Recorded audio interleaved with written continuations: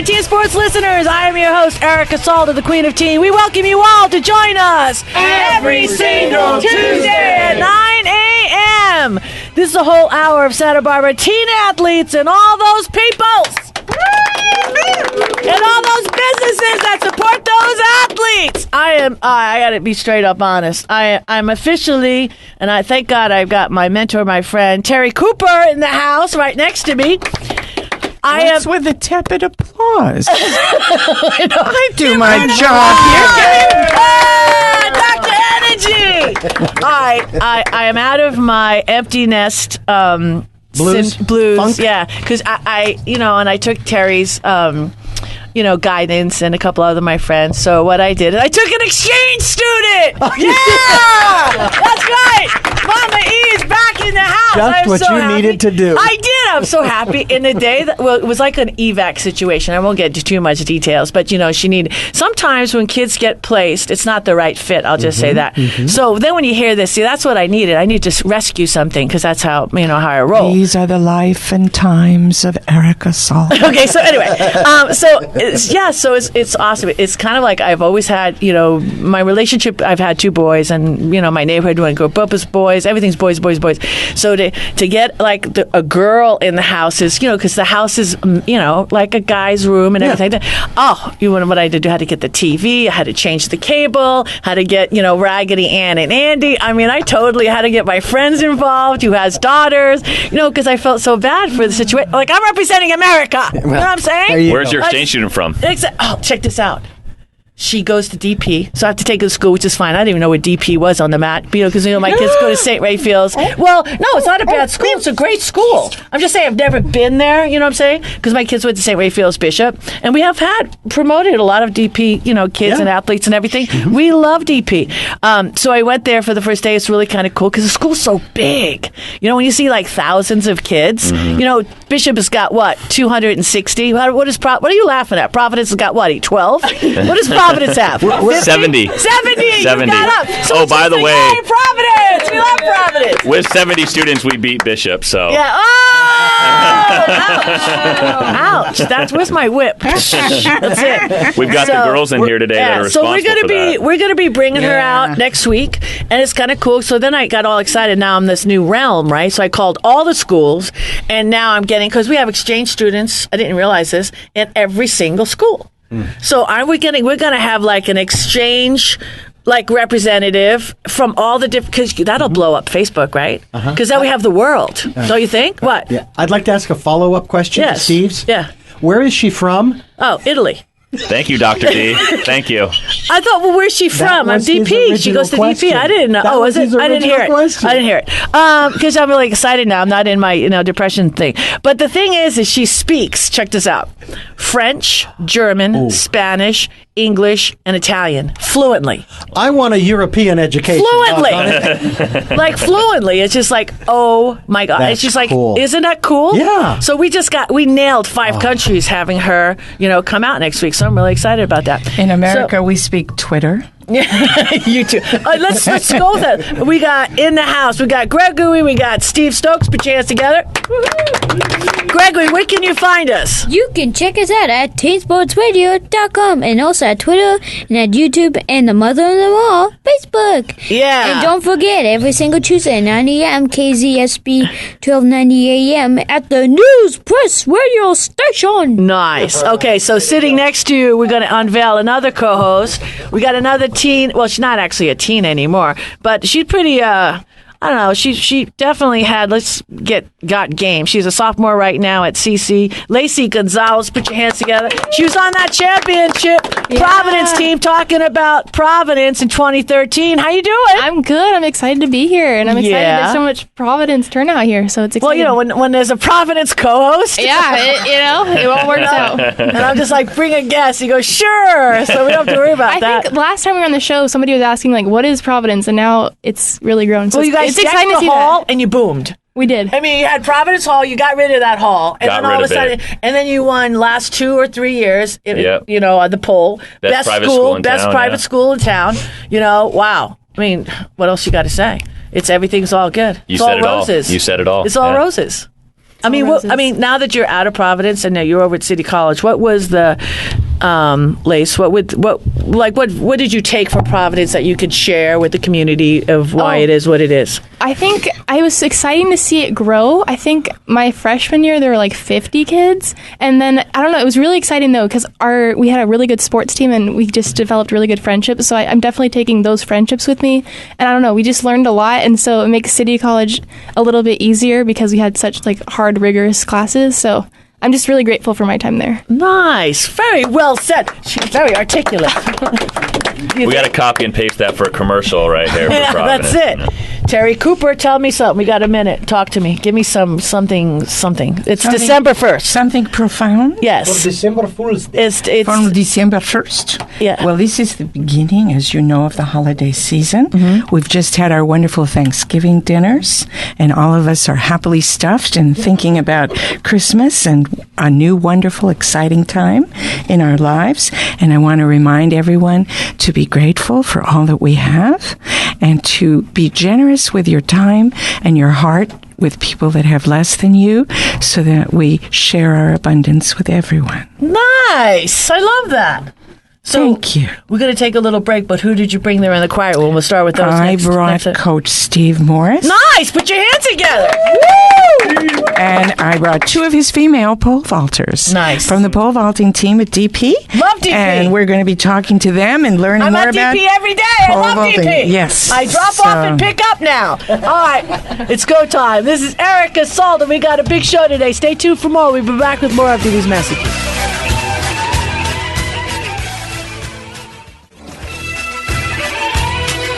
We are back, and this is the Santa Barbara Teen Sports Radio Show. I am your host, Erica Salda, the Queen of Teen. Please tune in every single Tuesday, 9 a.m. And Gregory, where else can you find us?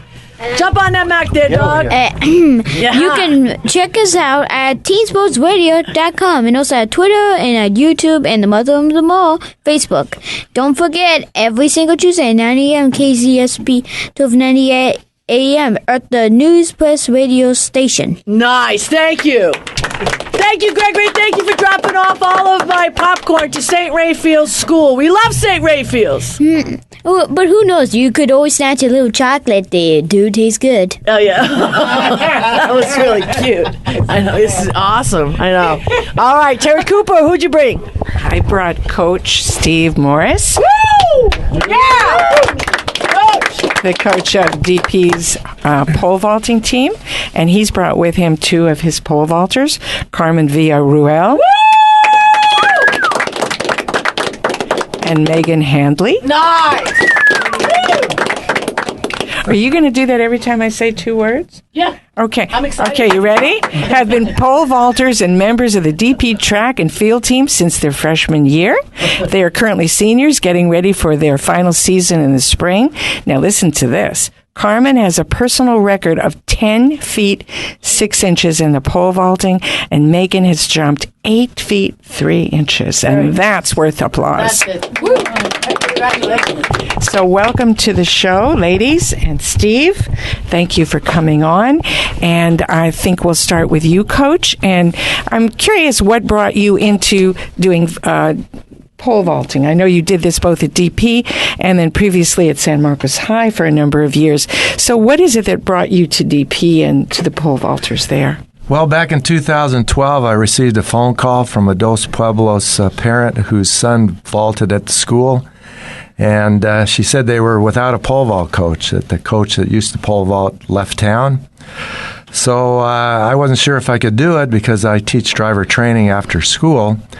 But I thought I'd give it a try. I went over there twice a week, and I got hooked. You got hooked, huh? Yes. What is it that hooked you? I love working with the kids. I love to see them progress from a beginner to an accomplished pole vaulter.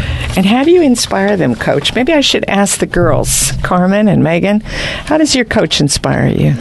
Well, he really walks the talk, I guess. He's always out there working out with us, and he's still jumping at 20 years old, right, Coach? Yeah, right. Maybe times 3. Yeah. So it's really inspiring to have him out there with us. I'd like to say he's like probably the most like generous kind of coach. He is always there no matter what we're doing, and we call him up. He'll come and help us out. He'll drive us to LA to get specific training. He's just always like there for us and extremely supportive. That's wonderful to have that, isn't it? Mm-hmm. To know somebody's behind you in that way. I was just wondering how you guys initially got involved with pole vaulting, because I don't think it's probably the most well-known sport, but what was your interest? In freshman year, we both started track, and I remember like when they first announced like if you want to go do pole vaults, like go ahead. And I've always kind of seen myself as like a natural risk taker, and so I was just like, oh wow, that sounds like really fun, and it was kind of just like something I got hooked on. Yeah, I'm sort of along the same lines. I've always liked to do things that maybe most people don't necessarily take risks and do. So it was like really fun to like put myself out there and try pole vaulting. What is the most difficult part of pole vaulting? 'Cause, I mean, it seems like a pretty difficult sport to be running with the pole and be able to get up to 10 feet. Yeah. What is the most difficult part that you guys have felt? Honestly, the most difficult part is like the mental aspect. Like you have to be mentally ready to do anything, and sometimes the pole like doesn't work out, and you might fall back on the runway, but you have to get right back up and still keep going. So that's probably the hardest part. Yeah, I agree. It's definitely a very frustrating sport, and I'm constantly, like, it's so easy to just get frustrated and give up, but something you just have to keep reminding yourself of is that, like, it's you against the bar, and you just have to keep trying your best, and even though it's, like, so technically challenging, I, like, love the constant challenge that it brings. I've noticed I've been watching some videos online of in various different sports of some of the faux pas or some of the things that happen that you wouldn't expect to happen. And I watched this pole vaulter, and he was running, and he jammed that thing in, and he starts going up, and the pole broke in half. Have you ever had that happen? Do you worry about that happening? Or the poles, you trust them? Now their parents will be worrying about that. Well, Thank you. I mean, you got to think about that in one sense, because that's a heck of a risk to take, because you're going full steam, and, you know. Yeah, I've never personally had it happen, but I've watched it happen, and it's like a kind of a constant fear. So it's just kind of something that you have to like put trust into, like getting over the bar. And like we always say, our number one rule is just to like never let go of the pole. And so I don't know, it's just definitely like a mental challenge you have to get over, and like hope that doesn't happen. But if it does, then it's not the end of the world. Right. Yeah, I've seen some teammates break some poles, and that's kind of scary, but the poles are made out of fiberglass, and they're pretty sturdy, so as long as you don't leave them lying around, people don't step on them, then there's not a big chance of them breaking. Okay.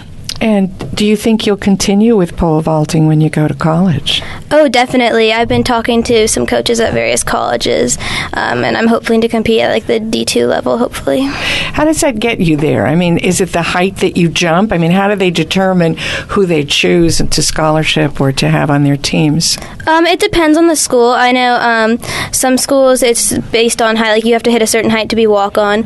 Other schools, they want to talk to you, and they want to figure out like where you're at and like how dedicated you are and what you'd bring to the team besides just like your marks and stuff.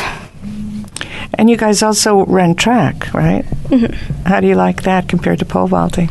I enjoy pole vaulting like more than sprinting just because it's such like a technical event that it's like very like mentally stimulating, I guess. So like running is super fun, and I love like lifting and things like that, but vaulting is definitely like my number one. That's great. And Steve, Coach Steve, if you were to talk to somebody today who's considering being a pole vaulter, what might you say to them that would be helping them to decide if they want to do this sport? Well, I feel it's the most exciting event in track and field, and if they like to take risks, you know, they're a skateboarder, or they like to surf, or and they're good in gymnastics and have a little speed and willing to not give up, I'd say give it a try, and they might get hooked. The two girls and I are going to go up to the Reno Pole Vault Summit, which is in January, and over 1,000 vaulters will show up, all girls and guys, all ages. And if I can get them to go up there, I mean, that'll really get them hooked, because there's training sessions, and then there's a competition, and then the top vaulters in the world show up, and the world record holder from France will be up there, and he broke a record of Sergei Bubka, which stood for almost 20 years. He jumped over 20 feet. Wow. So 20 feet? 20 feet, yeah. Did he have springs on the bottom of his feet? Well, everybody thought he used a ladder, but that's illegal. And what is the advantage or disadvantage to being female or male? What are the advantages to being a male pole vaulter and the advantages to being a female pole vaulter? Well, naturally, the guys jump higher because they're a little bit faster, they're stronger, they can hold higher on the pole. But the females are jumping real well now, too. The world record for the guys is 20 feet 2, and the world record for the women is 16.7. So, wow. Are there different size poles for males and females? Good question. Yes, there are. In fact, a vaulter is prohibited from using a pole that's lighter than their body weight. And at the end of each pole, there's a sticker with a weight, the vaulter's weight. They can't go over that certain, they can't go under. No. They have to use the pole that's made for them. And it can't be a lighter pole. And in some of these top competitions, before they even let them step on the field, they check their poles. So am I understanding correctly that I would have to use a pole that's 188 pounds?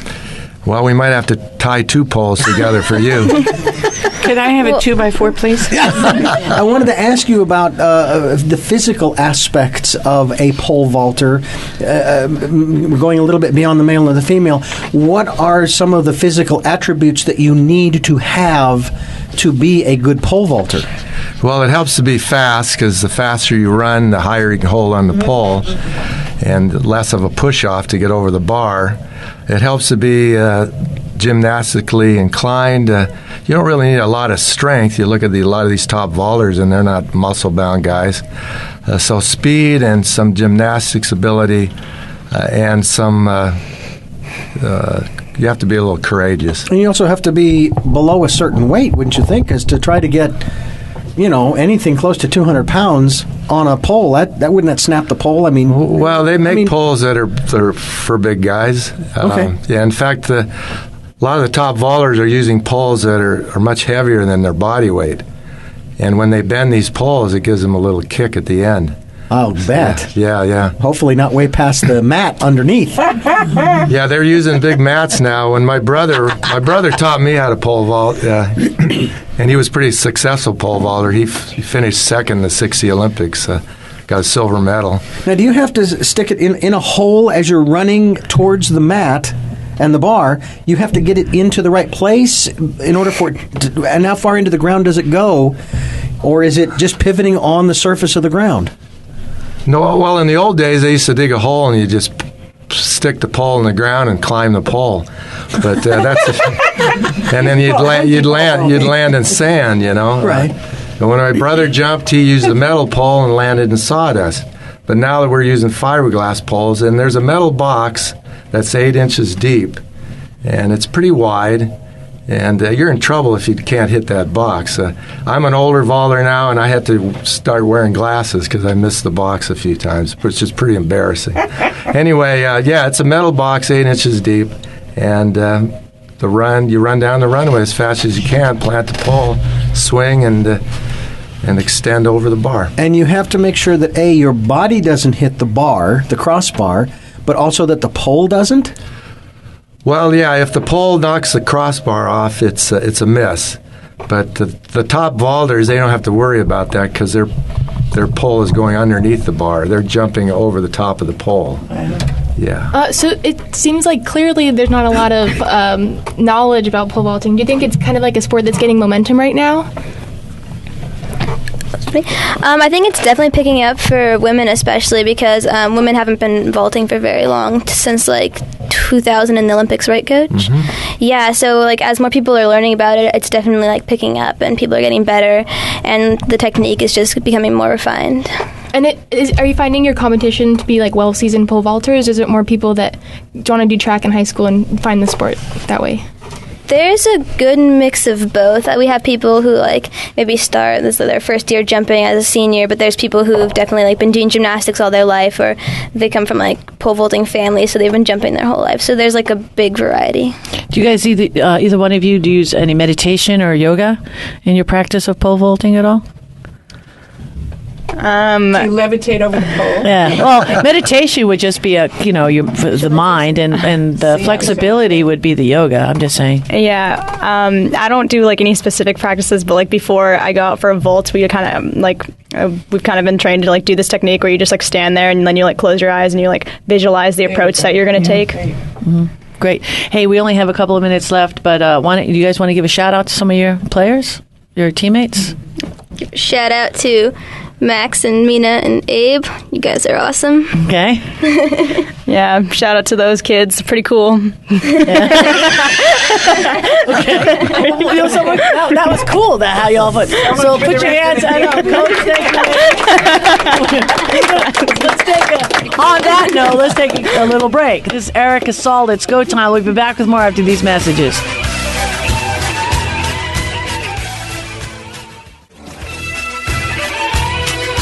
We are back, and this is the Santa Barbara Teen Sports Radio Show. I am your host, Erica Salda, the Queen of Teen. Please tune in every single Tuesday, 9 a.m. Gregory, help me out here. Where else can you find us? Upside down. You can check us out at teensportsradio.com, at Twitter, and at YouTube, and the mother of them all, Facebook. And don't forget, every single Tuesday at 9 a.m. KZSB 1990 AM, the News Place radio station. 13 seconds. Yippee. Good job. Good job. Very well done. All right, so who do we have in the house now? Steve Stokes is going to tell us who we have in the house. I brought 3 people today. I brought Coach Dave Goss of our girls and boys volleyball teams. Woo! We brought 2 members of that girls volleyball team that just broke the school record for most wins in a season. We have Natali Torres. Nice. Well, there you go. Yeah. Very nice. And her sister, Mikaela Torres. Nice. Both of which are multi-sport athletes at Providence, not just volleyball. Mikaela plays volleyball and basketball, and then Natali runs track as well on top of volleyball. Does she do the pole vaulting? I do not. You smart girl. It's like, oh my gosh, that was pretty funny. And it was funny when he was talking about, because I remember it gave me a flash of how we just had like a hole in the dirt. Do you know what I mean? That was where this was back in the 70s. You know what I'm saying? I think that's the reason why the sport is growing. Now they actually have something to put a pole into. Seriously. It was like, we didn't have the mats or anything. It was like sand. It really was sand. I remember that. Yeah. So, ladies, thank you for being here today. Thanks for having us. Well, we're excited that you're here. How do you like your athletic director? Pretty cool guy, huh? He's okay. No, I'm kidding. No, I'm kidding. He's the best. We love him. He all pulls you out of your class. You got to do burpees. Yeah. It's great. That's it. All right. So, Providence, your girls. So, right now, you guys are playing volleyball, and you smashed some record, which is kind of cool. Mm-hmm. So, what was the record? How many? The record, Coach? Yeah. Most wins in a season. Most wins in the season. We got 16. We finished with a 16-5-1 overall record. Oh, that's awesome. Put your hands together. That's awesome. Fantastic. Gave St. Bonaventure everything they could handle in their first round playoff game the other night. It was fun to watch. Nice. Yeah. Well, that's always cool coming from a team that's like Providence. What? You know what I mean? And then, exactly. And then 16 wins later. Great job. And how many years have you been involved in the sports, Coach? Well, I just mentioned that Steve Morris was my driver's ed teacher, driver's training teacher back in 1985. I went to San Marcos High School, played for John Lee when he got to town. Nice. Over at San Marcos. And great guy. Went on and played at Stanford University after that and played with some internationally and been around the sport for a long time. I started my coaching career down in Torrance with West Torrance High School and taking some time off, and now back with Providence girls and boys, and it's a lot of fun. This year we started off. We had 12 girls who came out for the program, and that's I thought we could field was 12 athletes. And we said, well, should we try to have a JV team? And if we tried to have a JV team and a varsity team, both with 6 each, we would be hard pressed. If one girl just, got the flu or twisted an ankle, we'd be up the river. So Natali went out and recruited her sister, Mikaela, said, come on out, we need you. And we ended up having 14. So each team had 7 girls on each team. That's great. And, well, that's how you build a program. great. If you don't have a JV, you're not going anywhere. No. You have to build a program. I agree. I mean, no, it's awesome. Fantastic. So, Mikaela, what was it? What kind of pitch did Natali give you that made you really be sold on volleyball? I don't know. It was just like a bunch of fun girls that play volleyball, and I don't know. I wasn't very good at it, and I wanted to push myself, so I was like, you know what? Might as well try it. So I tried. scared volleyball. her. Okay, yeah, that too. I threatened her. The older sister, huh? Yeah. Coach in training. Oh, I just want to say I played volleyball for Providence, so you beat our record. But it was back in the day, it was basketball players that were doing cross-training, so it's really cool to see that it's developing its own program. And I was wondering if that is why you started it? Yes. Was it for cross-training purposes? Yes. Stokes said I should try doing it for basketball because we don't have a preseason. So I was like, I need to stay in shape, so I did it. Sometimes the things you do out of necessity turn into something you really enjoy. And I think that's what must have happened for you, because obviously you guys are doing something right to be winning all those games. And so I'm really happy that you took that chance and said, why not go for it? And I'm sure your team is happy about that and your coach is happy about that. Yeah. Because Mikaela just mentioned that there's not really an off season for girls basketball. It's because at a school with only 70 students, most of the girls that would play basketball are playing volleyball also, and so it's kind of the beauty of being at such a smaller school that you get an opportunity to get, play so many different sports and get to have so many different kinds of experiences that you normally wouldn't have. Definitely helps that we're breaking records every season too. So I'm played 3 sports in college, and I think if you could play basketball, you could play anything. Honestly, I think it's one of the best sports to be able to cross over. So and to be able to play in a small school, honestly, big fish, little pond. I mean, I went from big school to little school to big school to little school, and the little school for me, I mean, at the end of the day, with the relationships that you build, I mean, you learn to communicate. You have to problem solve.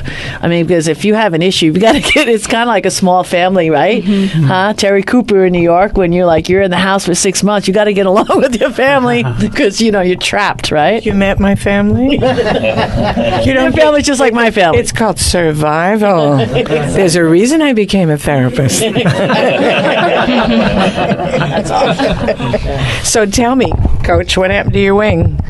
I wish I had a good story. I decided to get old, and I think I slept on it wrong. Oh, get out of here. Well, okay, the truth is I was wrestling a grizzly bear, and you should see the grizzly bear. That I believe. Yeah. Were you trying to recruit him for the team? Yeah, no, we don't need it. We got Mikaela. Well, you beat out a grizzly bear. Good for you. If you think Coach looks bad, you should sue the bear. Did you seriously just sleep wrong on your... And Let's what did you do? Let's move on. This is turning into Jerry Springer here. I'm sorry. Yes. We don't have Dr. Scott Noble. We just get up out of that seat, walk around, and fix you. Snap you right into place. He's really good, actually.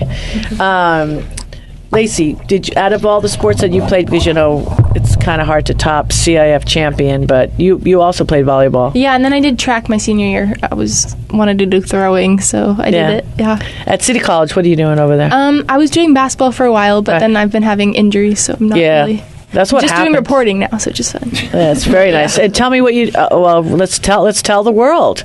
Let's tell them. Yes. So I actually have an internship with Presidio Sports now, which is really fun. Woo! And so see that? She's jumping. So it's really fun, and we get to go out and just watch a bunch of games, and just I'm improving my writing so much because Barry, who will be on the show soon, and John have been really good at helping me work on it, and yeah, it's been really fun seeing all the athletes It's develop. wonderful to have mentors. If you can get into an internship program, it's the best because you do get people who are directly, they're experts in their field and they're directly supporting you. And that's as good as it gets, I think. Yeah. I'm just glad that we have an alumni patriot that is going to be representing the city here. That's right. Yeah. That's right. Yeah, it's fun. Okay, so what are we talking about now? Why don't we can take another break, but let's give a shout out to the ladies on your team. How about that? Yeah, shout out to all 7 of us. Go ahead, shout them out. Let's see, Katie, Maddie, Maggie, Kylie, Kira, and then there's me. That's all right. Ellie.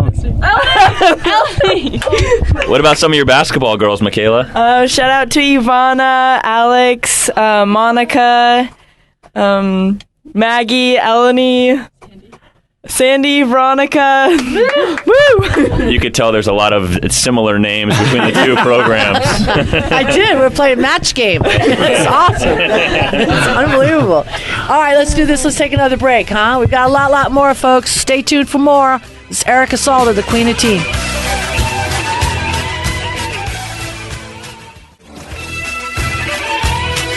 We are back, and this is a Santa Barbara Teen Sports Radio Show. I am your host, Erica Salda, the Queen of Teen. Please tune in every single Tuesday, 9 a.m. All right, we got a lot of big show. All right, look, Gregory's grabbing the mic. All right. What? Tell us where you can find us. I will, and let's see how fast I can do it. Okay. And you can check us out at teensportsradio.com and also at Twitter and at YouTube and the Mother of them all Facebook. And also you can find. Don't forget at KZSB 1290 AM at the News Press Radio Station. What do we got time here? 16 seconds to 72. All right. Not that, well, it's all right. We got to work on it. It's all right. We got plenty of time. We got the Christmas season, holidays, and everything, Very nice. Very cute. All right. We have our new teen. Well, she's not a teen anymore. We have our new why am I the only one clapping? Okay. Lacey Gonzales. All right. And she's got her first guest. Yes, all right. I brought Barry Punzal from Presidio Sports. Nice. Barry! Woo! You got a big job, Barry. Huh? Yeah, indeed. Yeah. So we go way back, huh? Yeah, we have some history. You can tell. Hey, it's a family show. So yeah, you got to witness Erica, coaching. I got to see sideline Erica. That's yes. it, sideline Erica. Yeah. Yes, football, yeah, I did yes. some officiating in the Christian Athletic League when I'm not writing for Presidio Sports. I was doing Christian Athletic League officiating, and you were the football coach at St. Raphael's, and you had a very good team. I know a lot of your boys now are playing at Bishop. That's correct. And we had a great season that season. It was great because I've coached the Rennick family boys, and they had a number. I don't know how many I've coached, but there's a big family.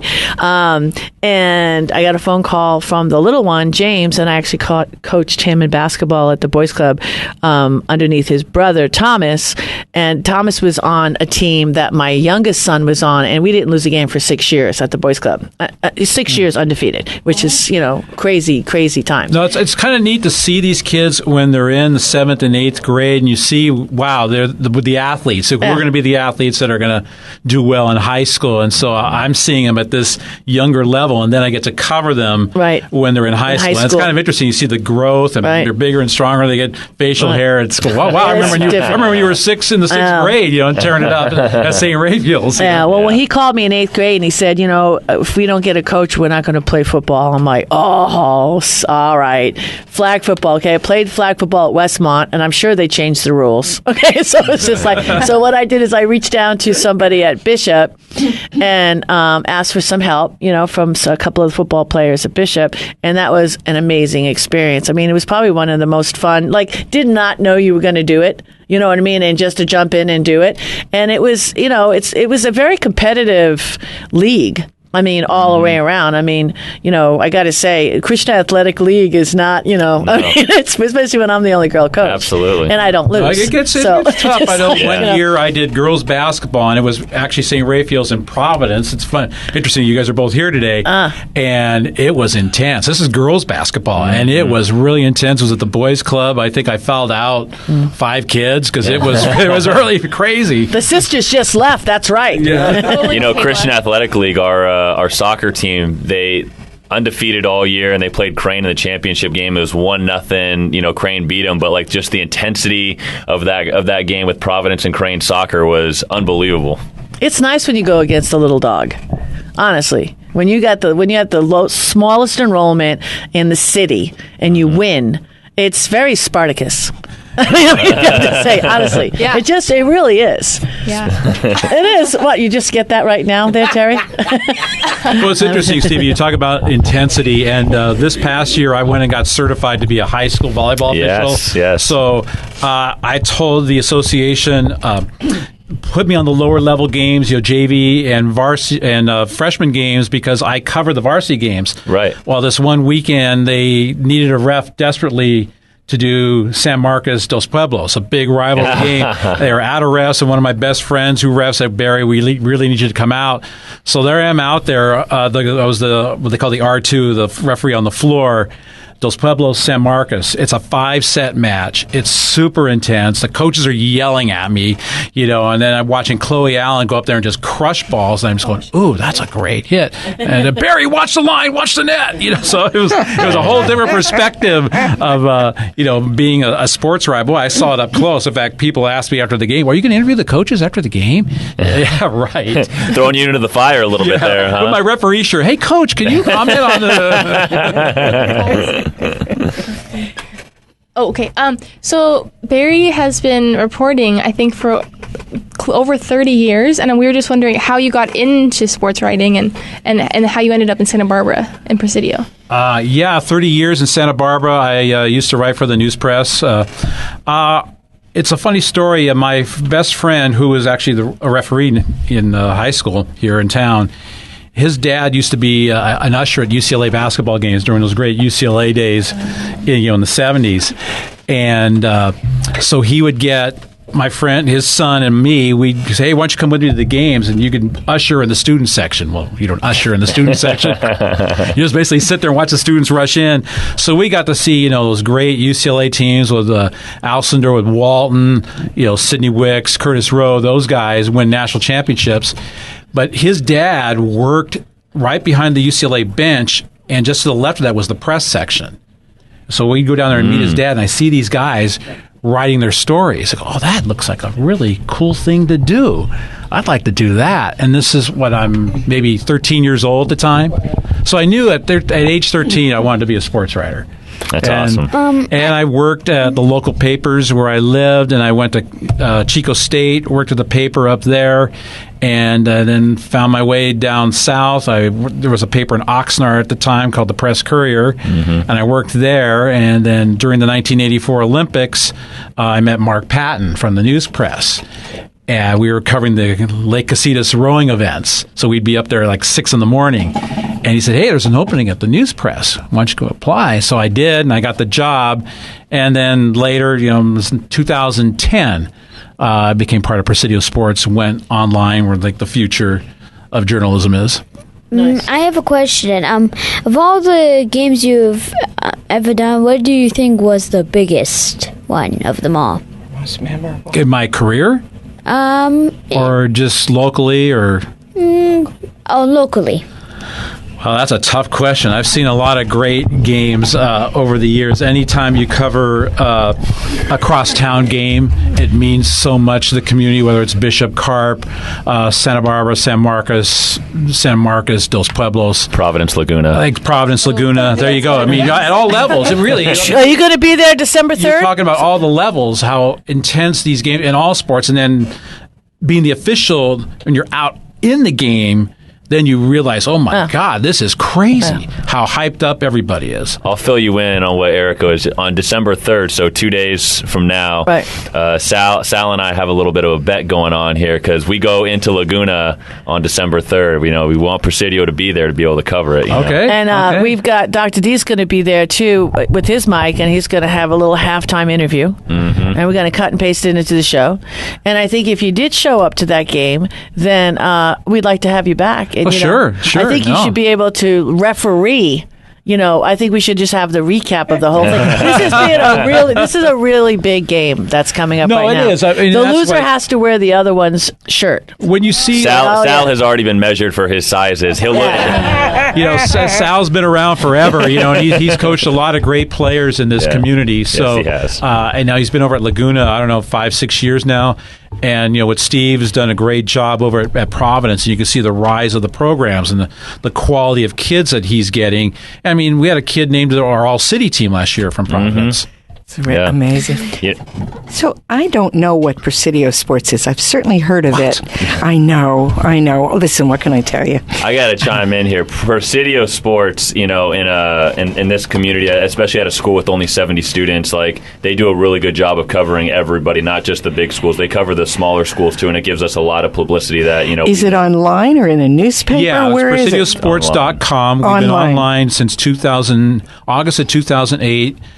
It was started by two guys that worked for me at the News Press, John Dvorak and Blake Dorfman. Now it's John Dvorak and myself. And it's an online Santa Barbara sports section is what it is. I was going to say that Terry doesn't get out much, but for PresidioSports.com, you don't have to go out at all. Right. I am the therapist portion of this thing, not the sports portion of it. Well, if you want to write a sports therapy for sports column, we're welcome. See? Don't tell me that. I'll do it in a heartbeat. All right. Serious? I'm serious. Then why are your arms crossed? See? She's a psychic, too. Presidio gets a lot of traffic. I know a lot of our parents and just people in the community, the night of those big games, they're always going on Presidio Sports. And, I mean, it gets a lot of traffic, and they've built that up pretty good. Nice. All right. Hey, let's take another little break because we have to, because everyone's looking at me, giving me a smushy sign. This is Erica Salda, the Queen of Teen. We'll be back with more after these messages.